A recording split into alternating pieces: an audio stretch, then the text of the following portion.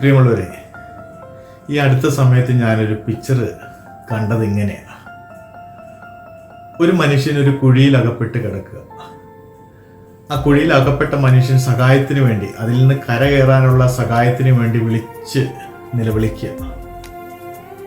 അപ്പോൾ ഈ ശബ്ദം കേട്ട ഒരു മനുഷ്യൻ ആ കുഴിയുടെ മുകളിൽ പോയിട്ട് അദ്ദേഹത്തെ രക്ഷിക്കാനെന്ന രൂപേണ ഈ മുകളിൽ നിൽക്കുന്ന മനുഷ്യന്റെ കൈ ഈ കുഴിയിൽ നിൽക്കുന്ന മനുഷ്യന്റെ അടുത്തേക്ക് ഇങ്ങനെ ഇറക്കി കൊടുക്കുക.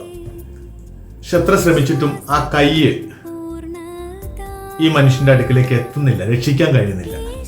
പക്ഷെ മുകളിൽ കൈ കൊടുത്ത് രക്ഷിക്കാൻ ശ്രമിക്കുന്ന ആ മനുഷ്യന്റെ അടുത്ത് നീളമുള്ള ഒരു റോള് മുഴുവനും കയറ് കിടക്കുന്നതാണ് ആ പിക്ചറിൽ കാണിച്ചിരിക്കുന്നത്. ആ കയർ അദ്ദേഹത്തിന്റെ കയ്യിൽ അവിടെ ഉണ്ട്. പക്ഷെ ആ കയറിൽ തൊടാതെ അദ്ദേഹം കൈയിട്ട് കൊടുക്കുക.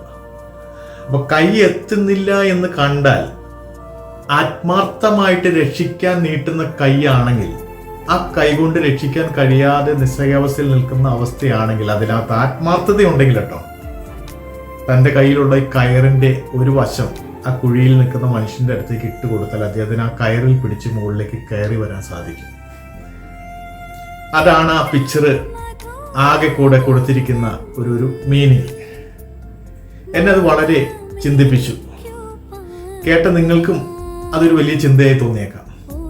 ഇന്ന് പല മനുഷ്യരും എങ്ങനെയാണ് ഒന്ന് ഓർത്തു നോക്കി. നമ്മളൊക്കെ ഒരു സഹായത്തിന് വേണ്ടി നിൽക്കുമ്പോൾ, നമ്മൾ അതിനു വേണ്ടി കേഴുമ്പോൾ, അല്ലെങ്കിൽ അതിനു വേണ്ടി അപേക്ഷിക്കുമ്പോൾ, മറ്റുള്ളവരുടെ മുമ്പിൽ അത് അവതരിപ്പിക്കുമ്പോൾ, നമ്മളെ സഹായിക്കാനാണെന്നുള്ള വ്യാജ രൂപേണ അവർ നമ്മളുടെ മുമ്പിൽ അഭിനയിക്കും.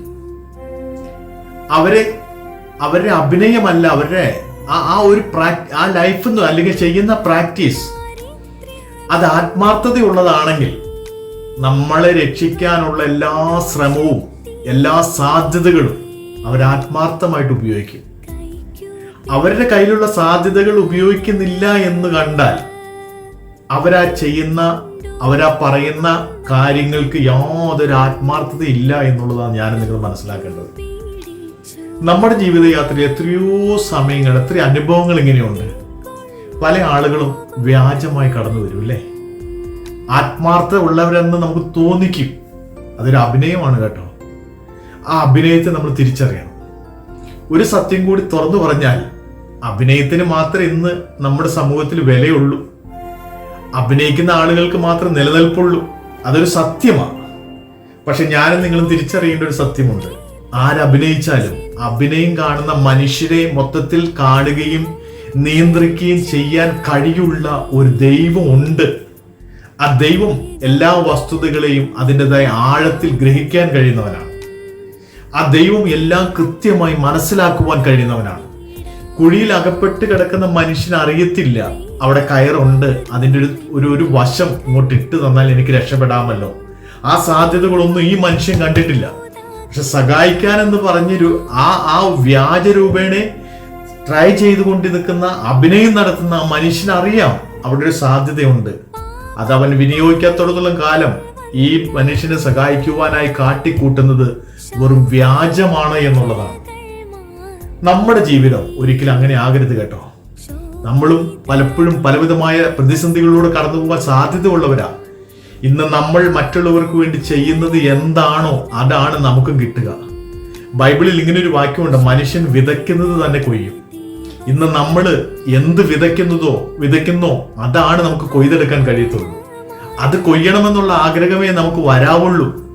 അപ്പൊ നല്ലത് ചെയ്താൽ തീർച്ചയായിട്ടും ആളുകൾ നമുക്കും നല്ലത് ചെയ്യും. നമ്മൾ തിന്മയാണ് പ്രവർത്തിക്കുന്നതെങ്കിൽ മറ്റുള്ളവരും നമുക്ക് വേണ്ടി തിന്മയെ പ്രവർത്തിക്കത്തുള്ളൂ.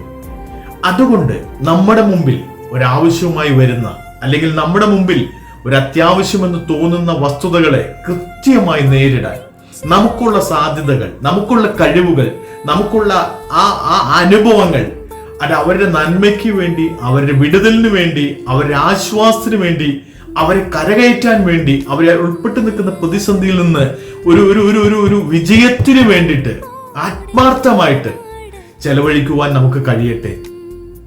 മറ്റുള്ളവർ നമ്മൾ എങ്ങനെ സ്നേഹിക്കണമെന്ന് നമ്മൾ ആഗ്രഹിക്കുന്നുവോ, മറ്റുള്ളവർ നമ്മളെ എങ്ങനെ ബഹുമാനിക്കണമെന്ന് നമ്മൾ ആഗ്രഹിക്കുന്നുവോ, അതുപോലെ മറ്റുള്ളവരെ സ്നേഹിക്കുവാനും മറ്റുള്ളവരെ ബഹുമാനിക്കുവാനും പരസ്പരം ഗിവ് ആൻഡ് ടേക്ക് എന്ന ആ ഒരു പദ്ധതി പോലെ ആ ഒരു തലത്തിലേക്ക് മാറാൻ എനിക്ക് നിങ്ങൾക്കും കഴിയട്ടെ.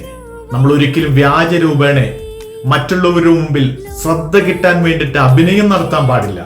നമ്മൾ ചെയ്യുന്ന ഓരോ പ്രവൃത്തിയും അത് വലുതായാലും ചെറുതായാലും ആത്മാർത്ഥതയുടെ പേരിലാണെങ്കിൽ അത് കാണുന്നൊരു ദൈവമുണ്ട്. നമ്മുടെ ആത്മാർത്ഥത കാണുന്ന ദൈവമുണ്ട്. മനുഷ്യന് ഒരിക്കലും നമ്മുടെ ഹൃദയത്തെ കാണാൻ പറ്റത്തില്ല, നമ്മുടെ ചിന്തകളെ മനസ്സിലാക്കാൻ കഴിയത്തില്ല. പക്ഷെ ദൈവത്തിന് നമ്മുടെ ചിന്തകളെ പോലും മനസ്സിലാക്കുവാൻ കഴിയുമെന്നുള്ള യാഥാർത്ഥ്യം തിരിച്ചറിഞ്ഞുകൊണ്ടായിരിക്കണം നമ്മുടെ ഓരോ പ്രവൃത്തിയും.